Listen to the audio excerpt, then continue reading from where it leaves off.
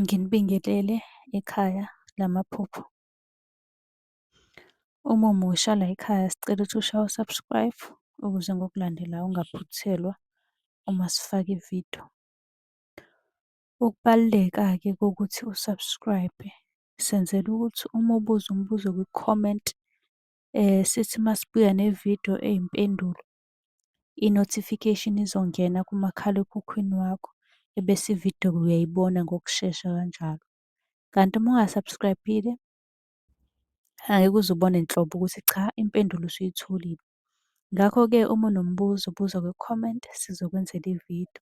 Uyakwazi futhi ukusi-inbox-a lapha ku-TikTok, usi-follow-we, inbox ucele inombolo ka-WhatsApp ozobuza njalo kuyona ekuseni uma-ke kukhona isibonakaliso obe naso.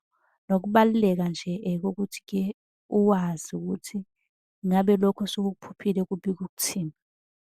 Ake singene-ke kwelanamhlanje sikuchaze. Ngibingelele namhlanje ekhaya lamaphupho. Samukele-ke bonke laba abasha abasanda kusijoyina la ekhaya. Uma umusha bakithi siyacela u-subscribe. Bengixolela kade ba-subscribe-a. Okubalulekile ukuthi kumele ngibagqugquzele nalaba abasha. Namuhla sizokhuluma ngani? Ngomhlwehlwe.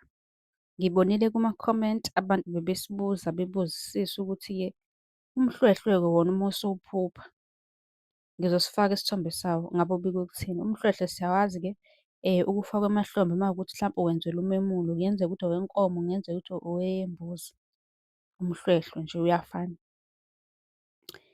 Uma uphupha-ke umhlwehlwe usemahlombe, kulokho kusho ukuthi-ke wazalwa wembethe wena. Kusho ukuthi-ke wazalwa nje wembethe. Ngike ngakhuluma ngakho futhi ukuzalwa wembethe.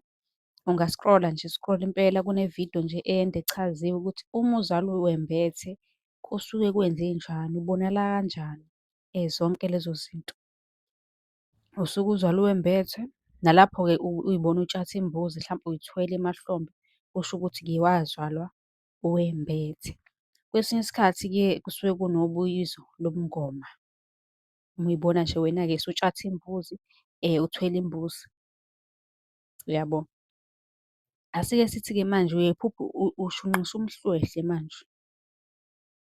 Usushunqisa umhlwehlwe ephusheni lokho kusuke ukuthi kubikwa ukuthi-ke kumele wenze umsebenzi uphahle, ebese-ke ufaka isiphandla ngesikhumba.